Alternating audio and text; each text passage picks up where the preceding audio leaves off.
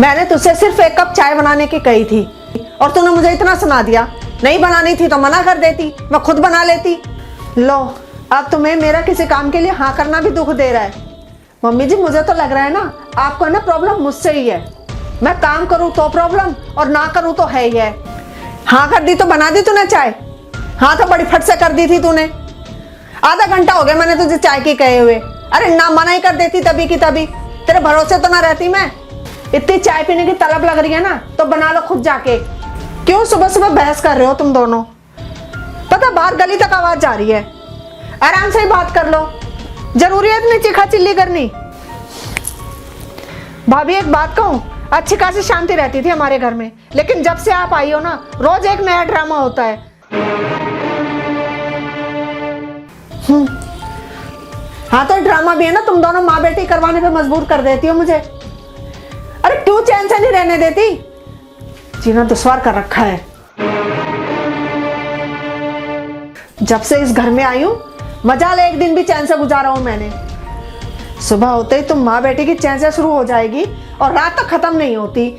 हाँ तो ठीक है, तुम्हें ना हम दोनों माँ बेटी के काम करने से दिक्कत हो रही है ना, तो आज से और अभी से हमारा कोई भी काम करने की जरूरत नहीं है तुम्हें। फिर काम मैं करूंगी सारा काम। आपको जो भी कहना मुझसे कहना, लेकिन छोटी भाभी को कुछ नहीं बोलोगी आप। बहुत बहुत धन्यवाद आपका। अब कम से कम मैं भी चैन से रहूंगी।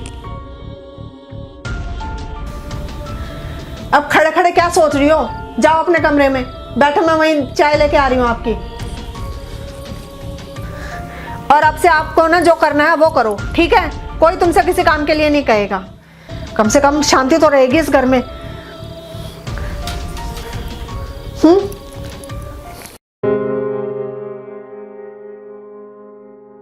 दिमाग खराब करके रख दिया इसने। अब शांत भी हो जाओ, चाय पी लो, ठंडी हो रही है। ये जब से आई है ना इस घर में मेरी तो नाक में दम कर दिया है। हर वक्त बीपी बढ़ा के रखेगी मेरा।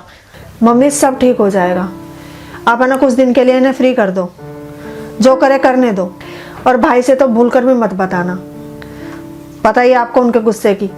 गुस्से में क्या कर देंगे ना उन्हें खुद भी नहीं पता चलती, इसी वजह से नहीं बताती।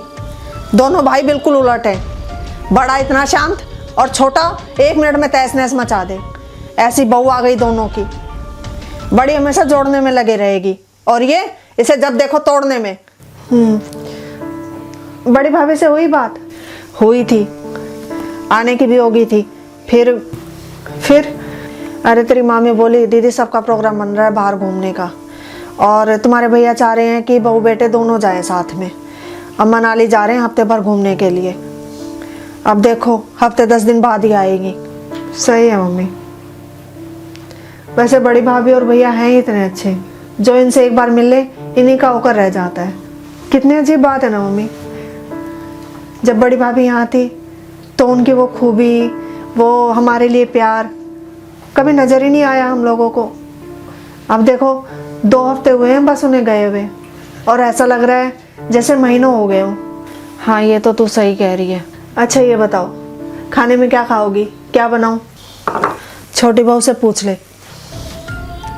अभी इतना समझाया था कि उन्हें उनके हाल पर छोड़ दो।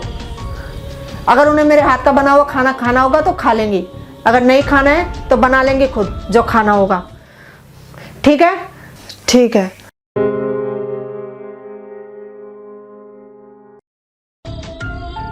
ये बैंगन की सब्जी क्यों बनाई है?